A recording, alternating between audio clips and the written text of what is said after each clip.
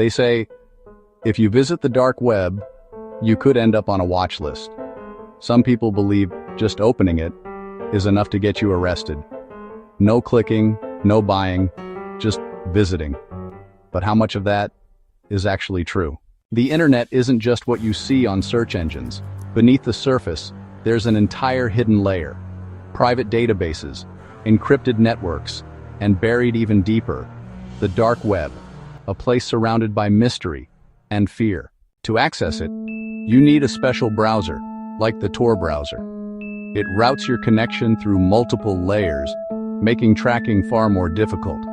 And that anonymity is exactly what gave the dark web its reputation. Over the years, stories spread. Illegal marketplaces, fraud networks, stolen data. One of the most infamous was Silk Road, a marketplace where illegal goods were traded freely, until law enforcement stepped in and shut it down. The man behind it, Ross Ulbricht, was arrested and sentenced to life in prison. Cases like this proved something important. The dark web is not beyond the reach of the law. When the dark web first entered the public consciousness, the reaction was predictable. A mix of morbid curiosity and genuine concern about the illegal activities it enabled. But as more and more content about it began to surface online, something interesting happened. The fear didn't stay logical. It detached from the specific, tangible threats of scams or illegal marketplaces. It became exaggerated. It transformed into a kind of cultural performance, a shared inside joke that also carried a real undercurrent of anxiety.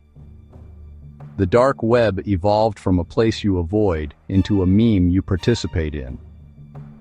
This phenomenon is everywhere. If you scroll through videos about the dark web, you'll see the same kinds of comments, repeated ad nauseum, almost like a ritual. It doesn't matter if the video is a serious documentary or a sensationalist creepypasta. The response is the same. You'll see the classic disclaimer, "Dear FBI, I'm only watching this for research." Or the paranoid acknowledgement, "I feel like I'm on a watch list just clicking this video." And the defiant, almost taunting shorthand, "Nice try, FBI." On the surface, it almost sounds like a joke. A way for people to signal they understand the spooky reputation of the topic they're engaging with. It's a performance of awareness, but it reveals something deeper. This collective memeing isn't just about laughing off the danger. It's a coping mechanism for a type of fear that feels vast and uncontrollable. Because when you look closer at this behavior, you realize people aren't just afraid of crime on the dark web. They're not just worried about encountering something illegal or being scammed. They're afraid of the dark web itself. They are afraid of the technology, the idea of it, the simple act of proximity.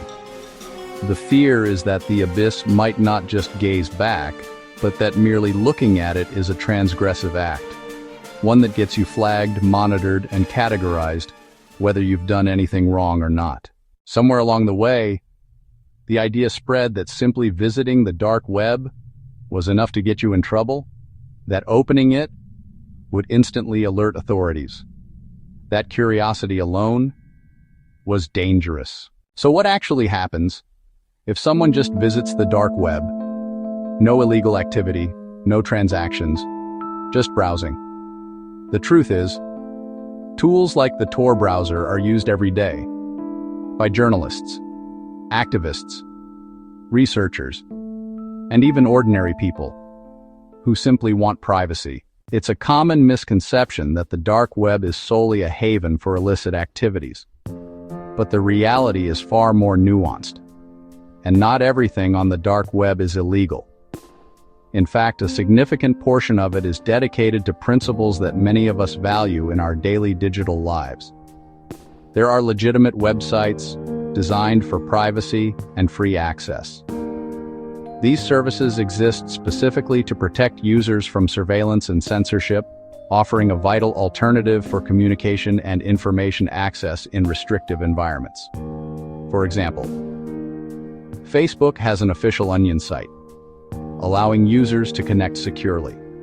This is particularly crucial for individuals in countries where the platform might be blocked or monitored, ensuring they can maintain contact with the outside world without compromising their identity. DuckDuckGo offers a private search experience, even on the dark web. This version of their search engine doesn't track your queries or your IP address, providing a truly anonymous way to find information without leaving a digital footprint. The Tor Project itself hosts official resources there. This is the primary source for documentation, updates, and support for the very technology that powers the dark web, ensuring users have access to safe and accurate information directly from the source. Platforms like SecureDrop are used by journalists to receive sensitive information safely. Whistleblowers and sources can submit documents and tips to news organizations anonymously, a cornerstone of investigative journalism that holds power to account. And communities, like Reddit, have had privacy-focused mirrors and discussions linked through it.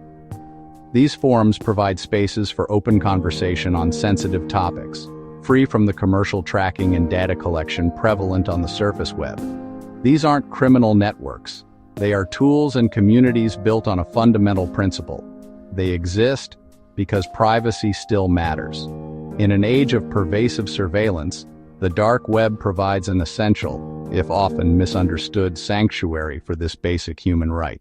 Let's clear up one of the biggest myths about the internet's hidden corners. It's a topic shrouded in mystery and fear, often portrayed in movies as an instant gateway to trouble. But the reality is far more nuanced. And here's the truth most people get wrong. Simply accessing the dark web is not illegal in most countries. The technology itself, like the Tor browser, was developed with privacy and freedom in mind. It's a tool, and like any tool, its legality depends on its use, not its existence. You don't get arrested for opening a browser. You don't get investigated for just looking around. Law enforcement focuses on criminal activity, not on the act of seeking privacy or exploring anonymously. Curiosity isn't a crime.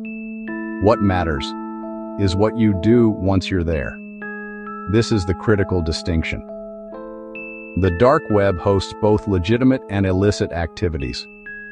Engaging in purchasing or distributing illegal materials or services is where you cross the line from a curious explorer to a criminal.